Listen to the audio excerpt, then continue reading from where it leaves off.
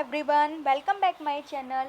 It's all about pathology. आज हम बात करने वाले हैं स्पुटम एग्जामिनेशंस के ऊपर। स्पुटम को हम बलगम और कफ के नाम से भी जानते हैं। आज हम इसी के बारे में बात करेंगे कि लैब में हम स्पुटम एग्जामिनेशंस को कैसे एग्जामाइन करते हैं। वीडियो स्टार्ट करते हैं। वीडियो स्टार्ट करने से पहले मेरी आप सबसे एक रिक्वेस्ट है। ये वीडियो स्टूडेंट्स के लिए तो हेल्पफुल होने ही वाली है, लेकिन इस वीडियो को जो कॉमन लोग देख रहे हैं, प्लीज़ वो भी वीडियो को पूरा देखिए, क्योंकि आप लोगों को भी इससे बहुत नॉलेज मिलेगी, जो कि आपको भी जानना बहुत ज़रूरी है। वीडियो को स्टार्ट करते हैं। Why we need this test, हमें इस टेस्ट को कराने की क्यों ज़रूरत पड़ती है। जब भी हमारे लंग्स में कोई भी इन्फेक्शन हो जाता है तो हमारा लंग्स एक स्पुटम प्रोड्यूस करता है, एक टाइप का स्पुटम प्रोड्यूस करता है जो कि स्टिकी और थिकी सब्सटेंस होता है, फ्लूइड टाइप का होता है, उसको प्रोड्यूस करता है। तो हम उसका टेस्ट करा के कंफर्म कर सकते हैं कि हमको किस टाइप का डिसीज़ है, हमारे लंग्स में किस टाइप का डिसीज़ फॉर्मेट हो रहा है। तो हम इन सब चीज़ों को जान सकते हैं एक स्पुटम टेस्ट को करा के। तो आगे बढ़ते हैं। During receiving samples these things keep in mind. ये बात मैंने यहाँ पे जो हमारे लैब टेक्नोलॉजिस्ट हैं उनके लिए लिखी हुई है। लैब टेक्नोलॉजिस्ट को ड्यूरिंग सैम्पल कलेक्शंस क्या ध्यान में रखना चाहिए, उनको ध्यान में रखना चाहिए कि जो पेशेंट सैंपल लेके आया है वो should be morning, sample should be morning. यहाँ पे मेरा मॉर्निंग से मतलब है जो सैंपल होना चाहिए वो मॉर्निंग का होना चाहिए, मॉर्निंग का पहला सैंपल होना चाहिए। अगर मॉर्निंग का पहला सैंपल होता है तो उससे जो हमारा जो टीबी की स्लाइड है, जो टीबी का टेस्ट है, वो बहुत अच्छी तरीके से हो पाता है।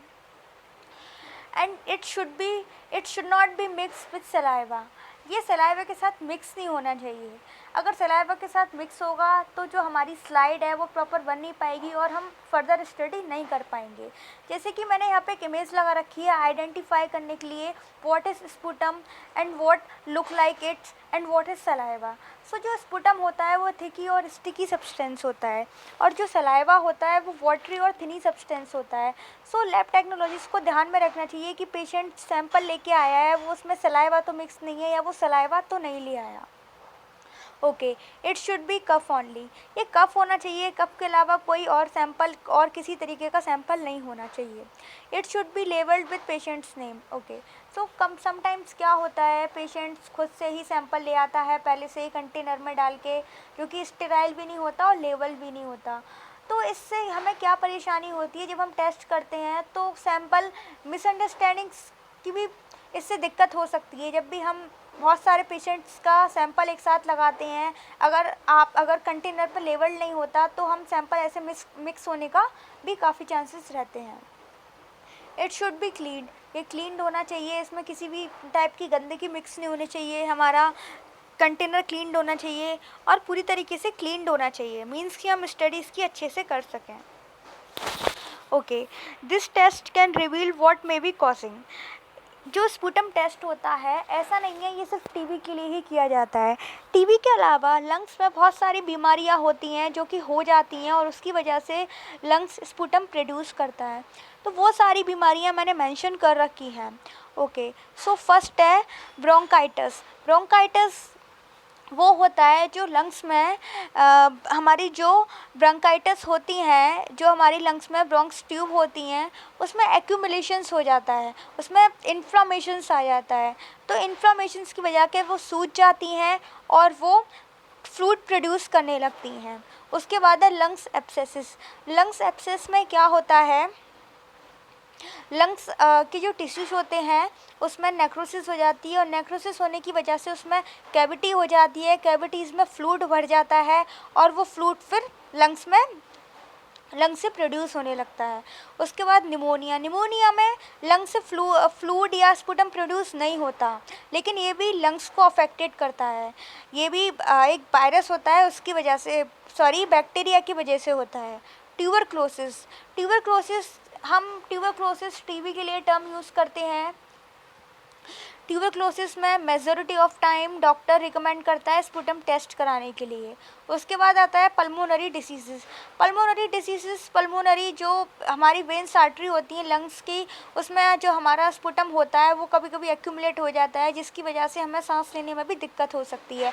और भी कई सारी दिक्कतें होती हैं, ब्लड ढंग से सर्कुलेट नहीं हो पाता। उसके बाद सिस्टिक फाइब्रोसिस क्या होता है? सिस्टिक फाइब्रोसिस में जो हमारे लंग्स की सेल होती हैं वो अफेक्टेड हो जाती हैं, और अफेक्टेड होने के बाद वो म्यूकस टाइप का एक सब्सटेंस प्रोड्यूस करती हैं।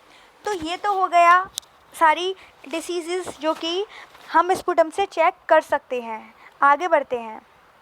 ओके, तो यहाँ पे जेड स्टेन का मैंने प्रोसीजर लिख रखा है। ओके, सो जेड स्टेन आपको मैं बता दूं, Z stain only tuberculosis bacteria देखने के लिए की जाती है स्पुटम में। जबकि स्पुटम होता है, हम स्लाइड बनाते हैं तो स्लाइड को हम जेड स्टेन के थ्रू स्टेन करते हैं और फिर उसमें हम फर्दर मायोबैक्टीरियम ट्यूबरक्लोसिस को डायग्नोस करते हैं।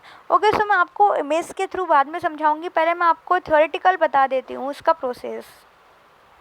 प्रोसेस में क्या होता है, सबसे पहले हम एक क्लीन स्लाइड लेते हैं, उसको हीट फिक्स करते हैं। हीट फिक्स करने के बाद हम स्पुटम लेते हैं अपने कंटेनर में से लूप के थ्रू, और स्लाइड जो होती है उस पर हम ओवल शेप में थिन स्मेयर बनाते हैं। ये प्रोसेस को 3-4 बार करते हैं। जब हमारी स्लाइड पूरी ओवल जो शेप का हमारा स्मेयर होता है वो पूरा बन जाता है, उसके बाद हम स्लाइड को हीट फिक्स करते हैं। अगर हीट फिक्स नहीं कर सकते तो हम ड्राई भी कर सकते हैं। उसके बाद जो हमारी स्लाइड है वो रेडी हो जाती है स्टेन के लिए। देन हम उस पर स्टेन करते हैं। स्टेन करने के लिए सबसे पहले हमें उस पर कार्बन फ्यूज़न डालना होता है 1 मिनट के लिए। जब तक हम उस पर कार्बन फ्यूज़न डालते हैं, कार्बन फ्यूज़न डालने के तुरंत बाद हमको उसे नीचे से हीट फिक्स करना होता है जब तक कि उसमें स्टीम ना निकले। 1 मिनट के बाद हमें स्लाइड को वॉश कर देना होता है H2SO4 के साथ। उसके बाद हम इसमें मिथाइलिन ब्लू डालते हैं 9 मिनट के लिए, और फिर हम इसे वॉश कर देते हैं वाटर के साथ और फिर ड्राई करने रख देते हैं। अब हमारी स्लाइड तैयार है माइक्रोस्कोपिक एग्जामिनेशंस के लिए। तो हम बात करते हैं माइक्रोस्कोपिक एग्जामिनेशंस की। तो माइक्रोस्कोपिक एग्जामिनेशन में हम क्या देखते हैं, जो हमने स्लाइड बनाई है कि उसमें हमको मायोबैक्टीरियम ट्यूबरक्लोसिस दिख रहा है कि नहीं। मैं आपको बता दूं, मायोबैक्टीरियम ट्यूबरक्लोसिस को हम एसिस फास्ट बेसिलाई के नाम से भी जानते हैं, और ये रॉड शेप बैक्टीरिया होते हैं। ये ग्राम नेगेटिव होते हैं। जब ये स्टेन हो जाती हैं तो ये पिंक कलर में दिखती हैं, जैसे कि मैंने यहाँ पे एक इमेज लगा रखी है, आपको दिख रहा होगा। मैं जूम करके और दिखा देती हूँ। ये इस तरह के हो जाते हैं पिंक कलर के रॉड शेप बैक्टीरिया की नंबरिंग के अकॉर्डिंग हमको पता लग जाता है कि पेशेंट्स के अंदर टीबी की कितने बैक्टीरिया हैं और उसको किस तरह का ट्रीटमेंट देना चाहिए। डॉक्टर को रिपोर्ट दिखा के ये पता डॉक्टर कर सकता है, रिपोर्ट देख के, कि उसके अंदर कितने बैक्टीरिया हैं और उसको ट्रीटमेंट किस तरह से देना है।